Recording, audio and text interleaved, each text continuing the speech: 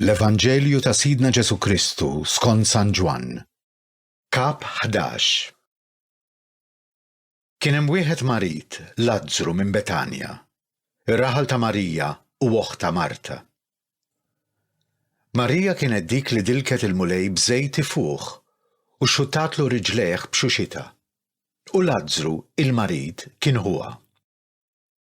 Iż-żewġ nisa bagħtu jgħidu lil Ġesu: Mulej, ara, ħabibek marit.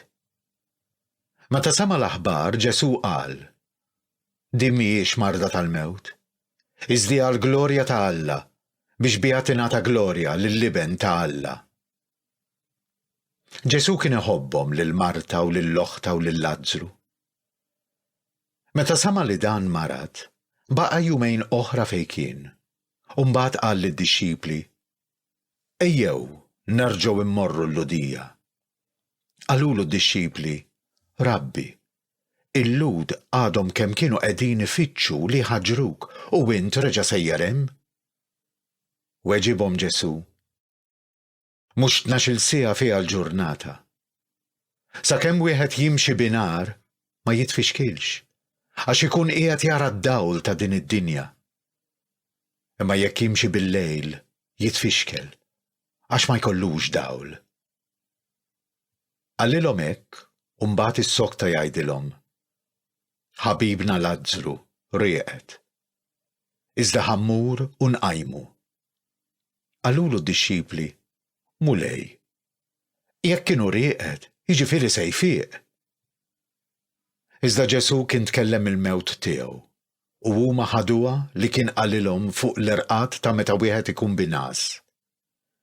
Imbagħad qalilhom ċaru tond: Lazzru miet. U jien nifraħ minħabba fikom li ma kontx hemm, ħalli temnu, iżda jew immorru saħdejh. Tumas, imlaqqa mit-tewmi, qal lil sħabu d-dixxipli: Immorru aħna wkoll ħammutu miegħu. Meta wasal, Ġesu sab li Lazzru kien ġa ilu 4 ijiem fil-qabar. Betanja kienet qrib Ġerusalemm xi 15-il stadju lemm minnha. Ħafna lud kienu ġew għand Marta u Marija biex ifarġuhom minħabba ħuhom. Kif mela semat illi kien ġej Ġesu, Marta ħarġet tilqgħu, iżda Marija baqgħet id-dar. Marta qalet lil Ġesu: Mulej, kieku kont hawn ħija ma kienx imut. Imma wkoll issa, jiena naf li kull ma int titlob lil Alla, Alla jagħtihulek. Ġesu qalilha: Ħuk jerġa' jqum. Qaltlu Marta: Jiena naf li jerġa' jqum fil-qawmien mill-imwiet fl-aħħar jum. Qalilha Ġesu: Jien hu l-qawmien u l-ħajja. Kull min jemmen fija, ukoll jekk imut, jgħix. U kull min jgħix u jemmen fija, dan ma jmut qatt.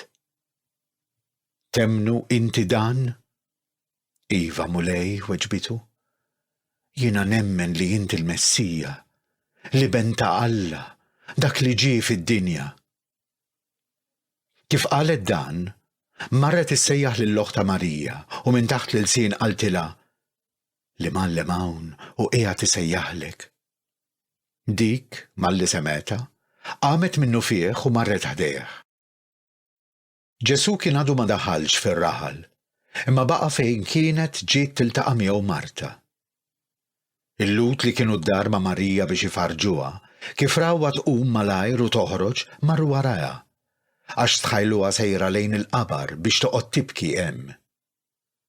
Meta Marija waslet fejn kien Ġesu u ratu, inxteħtet f'riġlejh tgħidlu: Mulej, kieku kont hawn ħija ma kienx imut.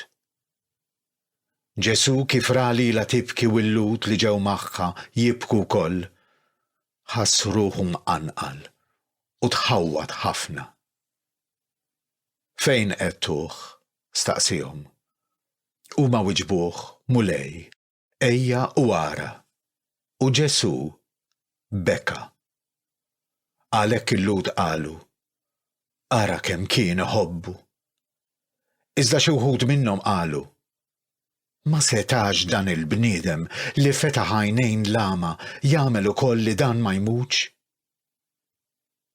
Ġesù ħass ruħu mqanqal għal darb'oħra u resaq lejn il-qabar. Dan kien qar magħluq bi blata fuqu. Ġesù qal: Neħħu l-blata. Marta, oħt il-mejjed qaltlu: Mulej, issa beda jrejjaħ, ġa ilu 4 ijiem mejjed.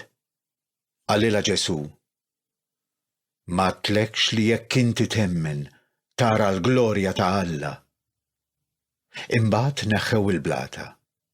Ġesù rafa' għajnejh il fuq u qal: Missier, inrodlok ħajr li smajtni. Kont naf li dejjem tismani, imma dan minħabba n-nies li hawn madwari, biex huma jemmnu li inti battni.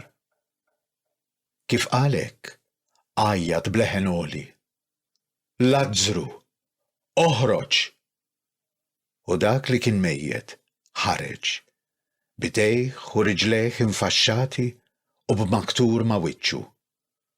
Ġesù qalilhom: Ħollulu l-faxex u ħalluh imur.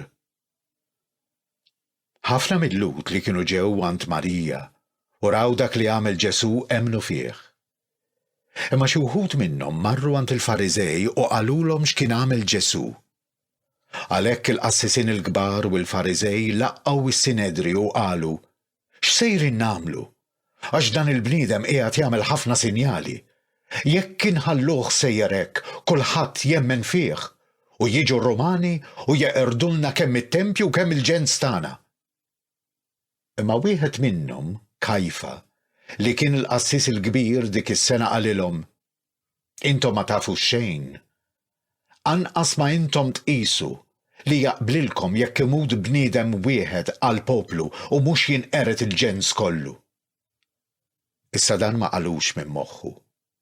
Imma billi dik is-sena inserta kien il-qassis il-kbir, huwa kien imnebbaħ u ħabbar li Ġesù kellu jmut għal ġens tiegħu u mhux għal ġens tiegħu biss, imma wkoll biex jiġbor ġemgħa waħda l-ulied ta' Alla li kienu mxerdin.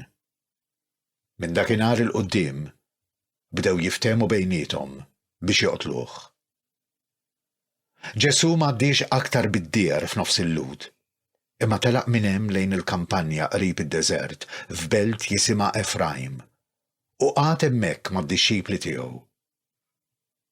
Kien wasal l-għid tal-lud u ħafna nies mill-kampanja telgħu Ġerusalemm qabel l-għid għar-rid tal-purifikazzjoni. Huma fiċċew lil Ġesù u bdew jgħidu bejniethom fit-tempju: Intom x'taħsbu? Tajt jitla l-festa. Issa l-qassisin il-kbar u l-Fariżej taw ordni li jekk xi ħadd ikun jaf fejn qiegħed imur jgħidilhom biex huma jiġu jarrestawh.